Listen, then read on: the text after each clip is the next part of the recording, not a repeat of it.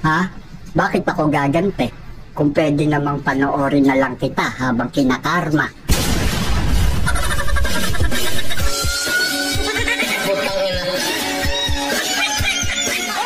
Kahit ano pang gawin mo o estado mo, may masasabi ang tao sa'yo.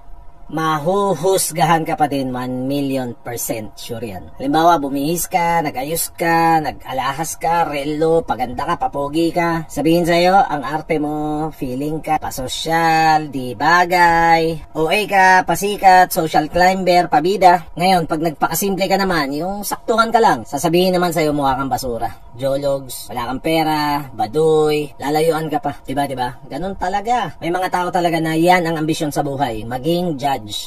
Ito isa pang halimbawa. Friendly ka, palabati, palangiti, hilig makipag-socialize, hilig makipagtsikahan. Iisipin naman ng iba, plastic ka, pakitang tao, may iba kang intention daw. Now, pag tahimik ka naman, yung hindi ka masyado nakikipagsalimuha, yung tipong sumasakto ka lang sa gedli, sasabihin naman sa'yo, suplado ka. Isnab, walang pakisama, mayabang. Diba, taragis, kahit anong gawin mo, may opinion sila. 1,000,000,000% sigurado. Kaya kung ako sa'yo, gawin mo yung gusto mong gawin. Kung saan ka masaya, gawin mo. Huwag mo na isip-isipin yung mga sasabihin pa ng iba. Basta syempre, moral, marangal, makatao, makajos, banat, be you, do you. Gets? May naiisip kang gawin, bagong idea or goal. Banat, tirahin mo na. Ganun din eh. Pag hindi mo ginawa yan, may masasabi sa'yo. Ngayon, pag ginawa mo na yan, asahan mo na may opinion pa rin. Basta masaya ka, tuloy lang.